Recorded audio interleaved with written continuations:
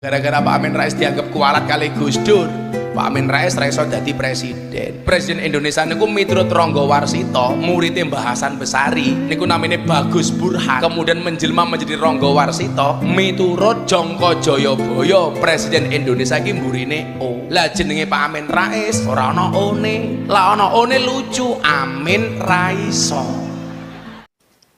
Assalamualaikum warahmatullahi wabarakatuh.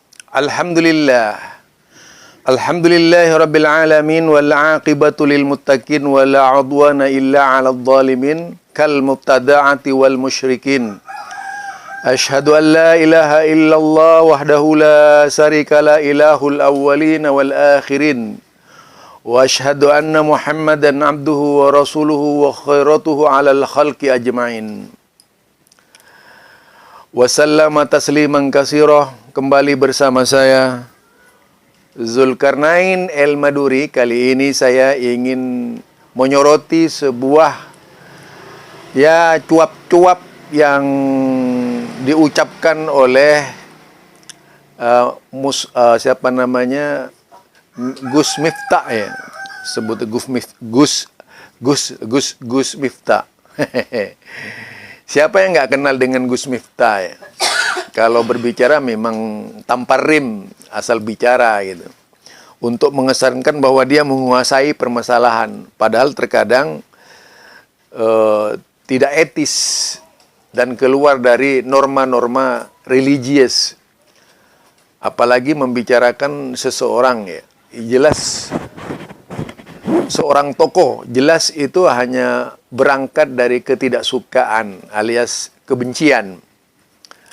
Jadi kalau orang-orang seperti Gus Miftah ini biasanya tidak disebut ujaran kebencian karena sekutunya begitu banyak. Seandainya orang lain, maka Gus Miftah ini masuk dalam ujaran kebencian. Jadi ujaran kebencian ini terkadang bersifat parsial, sesuai dengan kemauan kelompok yang merasa lebih mayoritas. Lalu dilontarkan sebagai sebuah gagasan untuk merendahkan orang lain atau mencelakakan orang lain. Tetapi ketika kelompoknya sendiri menghina, memaki dan sebagainya, bukan ujaran kebencian. Itu kebiasaan-kebiasaan orang di luar kita.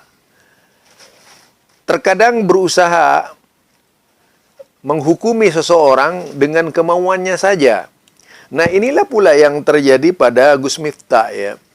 Bagaimana Gus Miftah itu merendahkan Pak Amin Rais. Yang jelas Pak Amin Rais itu sudah berbuat. Berbicara Pak Amin Rais,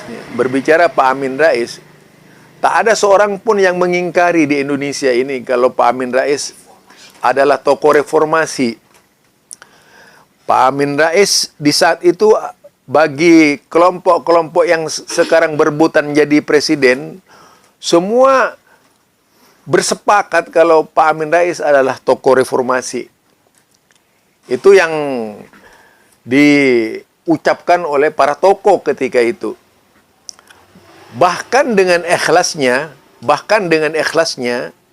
walaupun Pak Amin di saat itu ditunjuk oleh tokoh-tokoh terkenal, sekelas Akbar Tanjung, sekelas Alwi Shihab dan sebagainya untuk menjadi seorang presiden, Pak Amin itu nggak mau, cukup sebagai ketua MPR. Nah, itu yang perlu ya.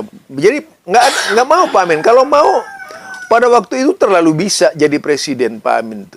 Artinya di sini betapa rendah hatinya Pak Amin, karena tidak mau tawaran dari orang-orang yang memiliki pengaruh ketika itu hanya semata-mata karena ingin mempertahankan demokrasi yang baru dibangunnya. Kalaupun harus jadi presiden menurut Pak Amin, itu harus melalui sebuah proses demokrasi. Bukan dengan cara, yaitu kekuatan-kekuatan yang dibuat oleh mereka ketika itu. Yang bersifat kesepakatan dan sebagainya, kesepakatan politik, kerjasama politik, sudah berbagai macam pola dan cara yang dilakukan. Tapi itu tidak terjadi pada Pak Amin. Ini hakikatnya Pak Amin itu orang yang berbaik hati ya. Ketika Gus Dur itu ditunjuk sebagai presiden lah. Gus Dur sendiri itu kan tidak punya akhiran O. Ya, buktinya presiden. Jadi Abdurrahman Wahid kan nggak ada juga dalam kamus Ronggo Wasito itu.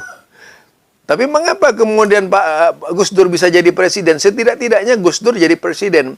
Artinya, apa yang dikatakan oleh Gus Miftah itu sudah dipatahkan dengan ucapannya sendiri. Ya, ini dipatahkan dengan ucapannya sendiri. Atau hanya sekedar ngawur berbicara. Karena apa? Kitabnya adalah kitab tahayul yang dipakai itu. Kitab khurafat.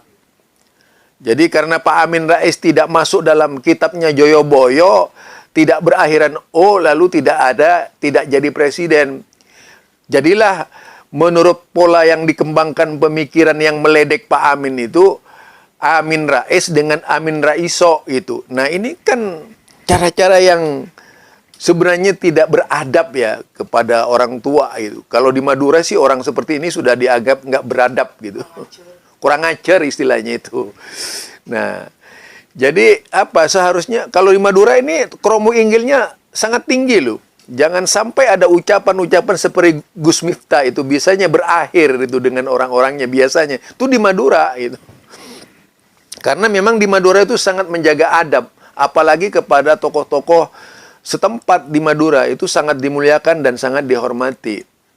Itu kalau mau berbicara tentang adab berbicara. Jadi kalau kemudian seorang Gus Miftah masih diikat dengan keyakinan-keyakinan Ronggo Wasito berkaitan dengan kitab Joyoboyo tentang Notonegoro, itu sama saja dengan produk-produk tahayul yang tetap saja masih dipelihara. Dalam kamus politik itu tidak berlaku. Ya, dalam kamus politik SBY misalnya, itu kan tidak berakhiran. Kemudian kalau kita lihat berakhiran dengan O, Gus Dur itu berakhiran dengan O atau enggak? Kan enggak. Lah kemudian Megawati itu presiden juga kan pernah jadi presiden, tidak berakhiran dengan O. Jadi rumusan Ronggo Wasito itu atau Joyoboyo itu sangat tahayul sekali. Di abad sekarang ini kalau masih ada orang yang berwawasan tahayul, ya jelas itu bagian dari cara-cara menyesatkan banyak orang ya. Menyesatkan pemahaman-pemahaman politik. Bagaimana seorang yang berpikir demokrasi tapi cara berpikirnya masih kolot gitu. Bagaimana cara orang yang selalu mengagung-agungkan demokrasi ternyata pikirannya masih alot. Ya tentu saja itu bukanlah sebuah akhlak yang baik yang ditunjukkan oleh Gus Miftah. Jadi apa yang ucapan yang dikeluarkan oleh Gus Miftah tentang Pak Amin Rais tadi jelas sekali tidak menunjukkan etika seorang muslim yang baik. Terlalu kental dengan politik juga di samping sangat kental dengan keyakinan-keyakinan yang tidak datang dari Islam. Jadi Gus Dur itu tidak ada berakhiran O di situ. Megawati juga tidak ada berakhiran O. Dan ternyata hanya beberapa presiden saja yang kemungkinan akan muncul. Presiden sekarang ini misalnya seperti ada 3 calon presiden, ada Anies, ada Ginanjar, ada siapa namanya, satunya itu siapa? Nah, 3 presiden ini tidak berakhiran O ya. 3 presiden ini, calon presiden. Jadi salah-salah lagi itu dari buku ramalan yang ditulis oleh Joyoboyo, yang ditulis oleh Ronggo Wasito. Berarti memang buku tahayul itu. Buku perdukunan yang tak layak jadi pedoman di dalam berdemokrasi. Itu saja dari saya, Zulkarnain El Maduri.